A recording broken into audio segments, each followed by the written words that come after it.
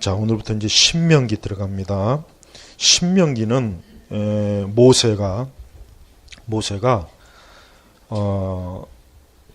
이스라엘 그 백성들에게 3번 설교한 게 그 내용이 신명기예요. 자, 이스라엘이 그 처음에 이제 애굽에서 나왔을 때 그 첫 세대가 어때요?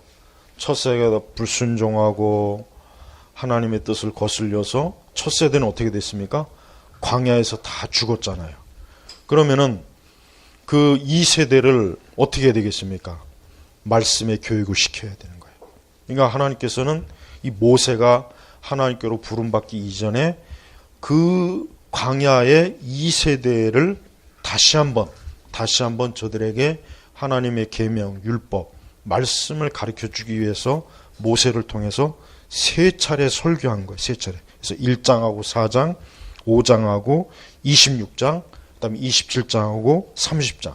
그러니까 이 3차례 모세가 이제 그 애굽에서 나온 첫 세대는 이제 거의 다 죽었고 그 자녀 세대를 다시 한번 이들이 이제 가나안에 들어가기 전에 어떻게 했냐면 저들에게 하나님의 말씀을 교육을 시켜야 되기 때문에 그래서 신명기가 내용이 바로 그 내용입니다. 그러니까 신명기의 내용은 굉장히 중요해요. 그러니까 모세오경에서 창세기 다음으로 중요한 게 사실은 신명기예요. 그러니까 신명기를 읽어보면은 하나님께서 자기 백성에게 무엇을 요구하시고 자기 백성이 어떻게 살기를 원하시고 또 하나님의 뜻이 무엇인지를 이 신명기는 가장 잘 나타냈어요. 그래서 우리가 이 신명기를 소홀히 하면은 안 됩니다. 그래서 모세는 자기가 이제 모세는 그 가나안에 못 들어가잖아요.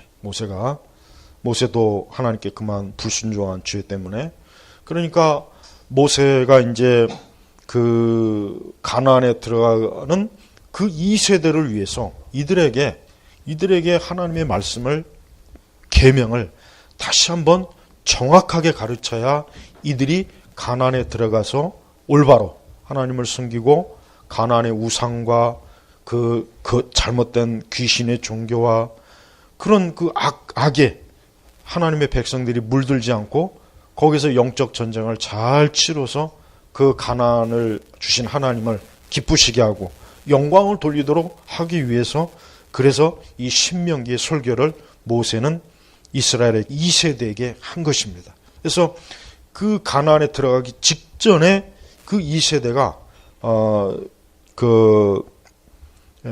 너희 조상, 그러니까 너희 부모 세대가 이러이러한 말씀을 하나님께서 너희에게 주셨는데 근데 너희 부모 세대는 불순종했다. 불순종하고 하나님 앞에 합당하지 않고 그래서 너희 첫 세대 부모 세대가 광야에서 다 죽은 것이다. 그런데 이제 너희 2세대는 그렇게 하지 말아라. 그렇게 하지 말고 너희 2세대는 이제 가나안에 들어가기 전에 다시 한번 하나님의 말씀을 계명을 내가 너희들에게 가르칠 테니까 너희가 이 말씀을 잘 듣고 가나안에 들어가서도 반드시 너희가 이래야 된다.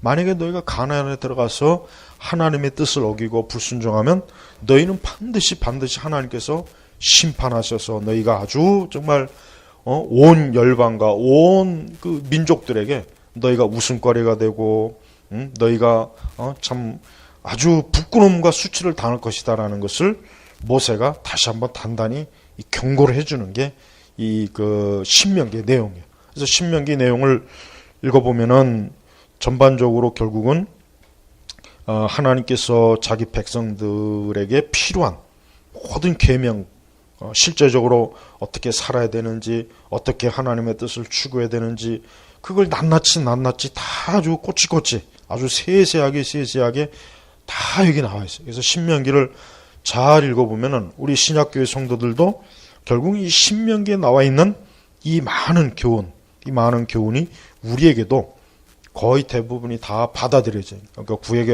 구약의 어떤 율법이나 제도, 이건 다 이미 그리스도께서 이루신 거니까 우리가 구약에 무슨 제사를 하거나 무슨 구약의 절기를, 그건 우리가 할 게 아니에요. 다만 이 신명기에 나타난 하나님의 뜻을 우리가 어때요?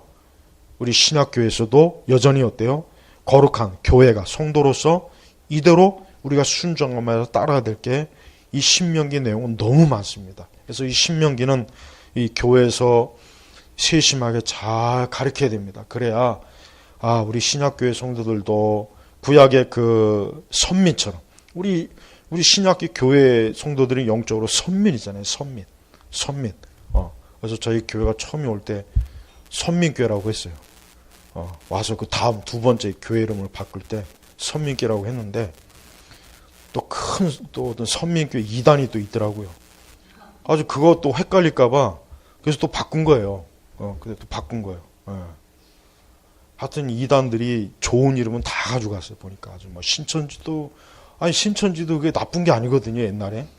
근데 이제 신천지 소리만 들어도 막 아주 머리에서 막 염증이 나죠. 지진이 일어나고.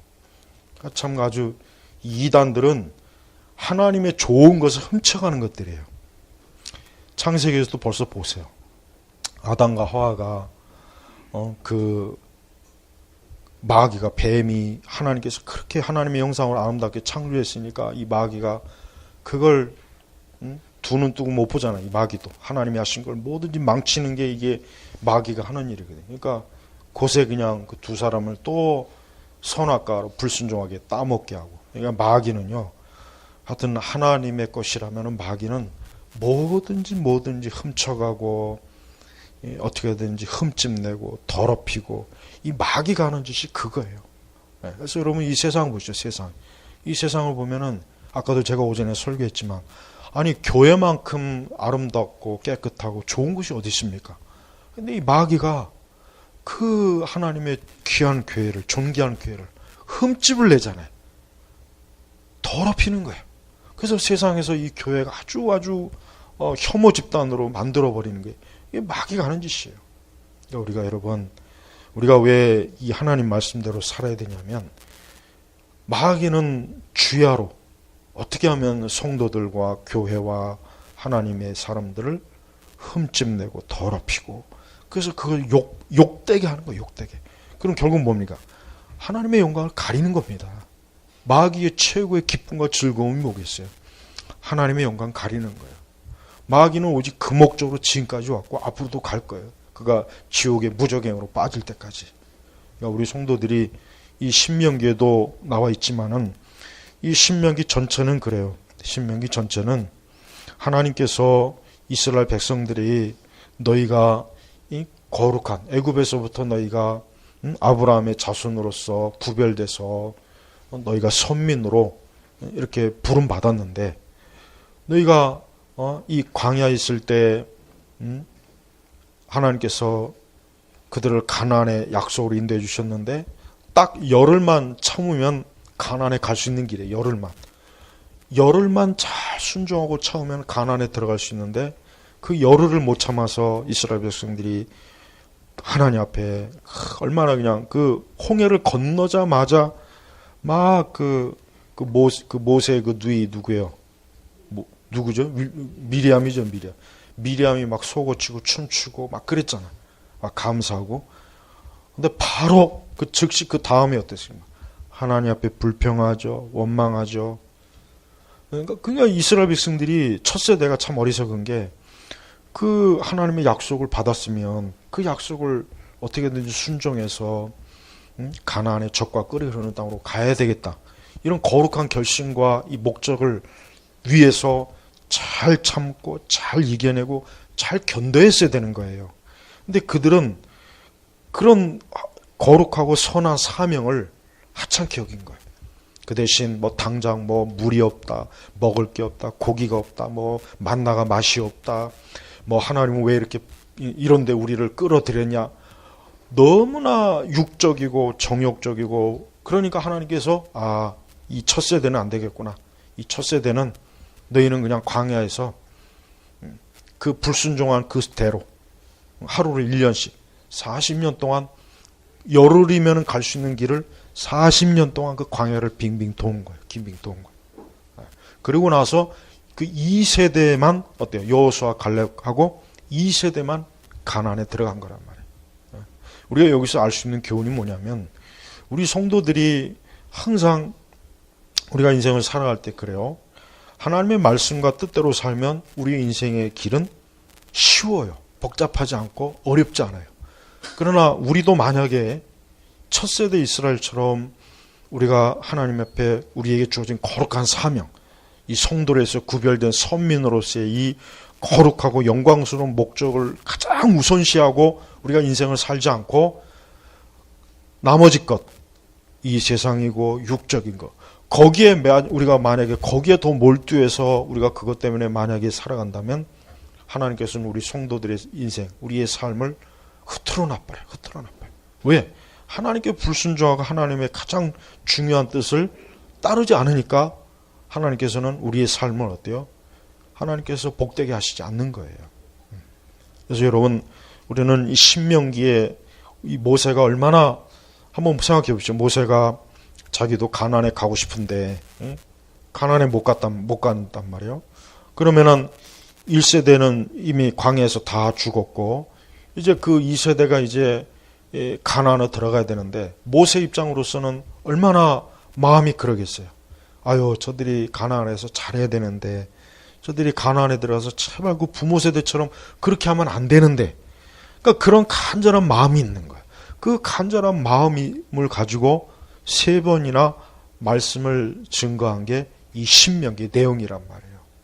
그러니까 모세 입장에서는 제발 그 하나님께서 아브라함에게 약속하신 그 가나안의 그 영광, 그 풍요함, 그 가나안의 그 하나님이 약속하신 그 은혜를 이스라엘 백성들이 온전히 다 누리기를 원하는 게 이 모세의 마음이었던 거예요. 모세의 마음이라. 그래서 모세는 이스라엘 백성들이 너희가 반드시 이래야 된다. 너희가 이렇게 하지 않으면 절대 하나님께서 너희를 축복하지도 않을 거고 너희를 보호하지도 않을 거고 너희를 지키지 않을 거다 라고 하는 것을 이 신명기 전체에서 아주 계속해서 반복해. 신명기 하나하나 읽어보면은 자, 우리 신명기 30장 신명기 30장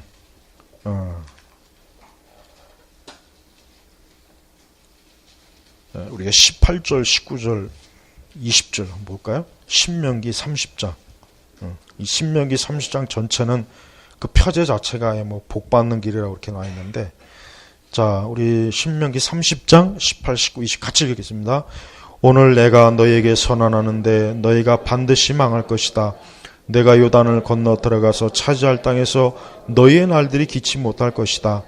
오늘 내가 너희에게 하늘과 땅을 증인으로 세우고 내 앞에 생명과 죽음, 복과 저주를 두었으니 너와 내 자손이 살려거든 생명을 택하고 여호와 내 하나님을 사랑하고 그분의 음성을 들으며 그분을 가까이 하여라. 그분은 너의 생명이시며 내 날들을 길게 하는 분이시니 여호와께서 내 조상인 아브라함과 이삭과 야곱에게 주시기로 맹세하신 그 땅에서 내가 살 것이다. 아멘. 자, 보세요. 모세는 이스라엘 백성들이, 사실 모세 입장에서는 이스라엘 백성들이 아마 가나안에 가서 불순종하고 분명히 저들이 하나님의 뜻을 어길 거라는 걸 모세는 사실 좀 알았단 말이에요. 그러면서도 마지막 19절 20절 보면은 너희가 하늘과 땅을 증인으로 세우고 생명과 죽음, 복과 저주를 두었으니 너와 네 자손이 살려거든 생명을 택하고. 그럼 이 생명을 택하는 게 뭐냐? 내 하나님을 사랑하고 그분의 음성을 들으며 그분을 가까이 하여라. 바로 이거예요. 그러니까 우리가 이 땅을 살아가는 데 있어서도 우리와 우리 자손들이 복되고 우리가 영적으로 형통하고 영적으로도 굳건하려면은 오늘 이 말씀이 그대로 신명기의 말씀들이 우리 신약교회 성도들에게도 그대로의 말씀이 들어와야 돼요. 결국 이겁니다. 그러니까 구원받은 성도, 예수 그리스도 안에서 구원받은 성도들도 동일한 거예요. 구약의 선민하고 동일한 겁니다. 우리가 하나님 앞에서 살려거든 하나님을 가까이 하는, 그분을 사랑하는, 그분의 말, 그분의 음성을 귀담아 듣는 거예요. 그렇게 하지 않았을 때는 절대 하나님께서 절대 우리를, 자기 백성을 붙잡아 주지 않아요. 네. 여러분, 지금같이 원래 이 세상은 세속적이고 또 공중권세자고 마귀도 역사하고 악한 것들이 많고 악인이 번성하잖아요. 그러니까 우리가 이러한 세상에서 어떻게 하면 우리가 승리하는 믿음의 삶, 영적 삶을 사느냐? 아까 신명기 말씀대로 주 하나님을 사랑하고 그분의 음성을 귀담아 듣고 그분을 가까이 하는 거예요. 이겁니다. 이게 단순하지만 이게 얼마나 많은 회방을 받고 방해, 또 이러한 일로 인해서 얼마나 많은 어려움들이 있죠. 근데 그걸 이겨내야 돼요. 이겨내야 되는 거예요. 이겨내지 못하고 견디지 못하면 안 돼요. 이스라엘 백성들이 조금만 그 홍해를 건넌 이후에 조금 있으면 이제 우리가 가나안에 들어간다. 조금 있으면 우리가 적과 꿀이 흐르는 가나안에 들어간다. 좀 잘 이겨내자. 말씀 하나님에게 원망하거나 불평하지 말아라. 그분의 말씀을 사랑하고 그분의 뜻을 구하고 그분을 잘 따르자. 이렇게 잘 했더라면 그들은 가나안에 들어가서 그 40년 동안 고생을 할 필요가 없었던 거예요. 여러분은 그 출애굽기 보면 알겠지만 40년 동안 얼마나 많은 일이 있습니까? 얼마나 많은 일들이. 그러니까 사실 그게 없어도 되는 일이고 없어야 되는 일인데 이스라엘 백성이 하나님 앞에 온전하지 못한 거예요. 우리도 마찬가지. 여러분 신약교회 성도들도 다르지 않아요. 똑같아요. 우리도 이 다음에 하나님 나라 들어가기까지 매 순간 우리 앞에 우리 길에 하나님의 뜻과 이 세상의 뜻이 있어요. 항상 양쪽의 길이 나눠져요. 그때마다 우리가 이러한 교훈을 잘 명심해서 그래 내가 성경의 말씀대로 하나님의 말씀 그분의 음성 그분을 가까이 하는 것이 내게 복이고 내게 좋은 것이니까 항상 그쪽으로 가자. 그쪽 길을 택하자. 이게 승리하는 거예요. 이게 바로 흔히 얘기해서 영적 승리입니다. 근데 그 갈림길에서 우리가 눈에 보이는 거, 내 육적인 정욕이나 욕심이나 나의 어떤 세속적 야망이라든가 이 세상의 어떤 즐거움이나 기쁨이나 영광 여기에 만약에 우리가 눈이 멀면 그쪽으로 가요. 그러나 그 대가가 어떻습니까? 그 대가는 절대 우리에게 좋은 것이 안 와요. 좋은 것이 안 오고 우리를 가시가 돼. 가시가 되는 거예요. 가시가 돼가지고 나를 찔러요. 나를 아프게 해요. 내 길을 아주 힘들게 만드는 거예요. 그래서 성도 여러분, 우리는 신명기 말씀을 이제 하나하나 배울 텐데 한 장 한 장 매주 배울 텐데 하나님께서 모세에게 하셨듯이 모세가 하나님의 백성들 유대인들에게 하셨듯이 오늘 우리에게 이 신명기 말씀을 준 것은 신약 성경의 예수님의 그 말씀 중에 보면은 신명기 말씀 인용한 게 굉장히 많아요. 그 뭘 의미하냐면 예수님께서 신명기의 말씀을 많이 읽었다는 뜻이에요. 신약 성경에 보면은 예수님이 신명기의 말씀을 가장 많이 인용해요. 그러니까 예수님이 사랑한 성경 중에 이 신명기가 얼마나 중요한지를 우리가 그걸 통해서 알 수 있습니다. 그래서 우리 제나바교육 성도 여러분, 이 신명기의 말씀을 매주마다 잘 배우고 또 배운 걸 다시 한번 성경을 읽고 이것이 나에게 주신 하나님의 명령이구나. 하나님의 뜻이구나. 이것이 하나님이 나에게 개인적으로 나에게 하나님이 원하시는 하나님의 선하신 뜻이구나. 목적이구나. 그렇게 알고 이 신명기를 잘 이제 배우면은 우리 그 신앙에 굉장히 많은 유익이 있어요. 그리고 역시 신명기에도 복음, 우리 주 예수 그리스도의 그 예수님의 그 모습이 신명기 전체 굉장히 많이 나와요. 예수님의 모습이. 그래서 우리는 신명기를 통해서도 하나님의 아들 예수 그리스도 그분을 만날 수 있다는 것을 잘 명심하시고 이제 신명기를 앞으로 잘 공부하는 그런 좋은 은혜 시간을 좀 갖겠습니다.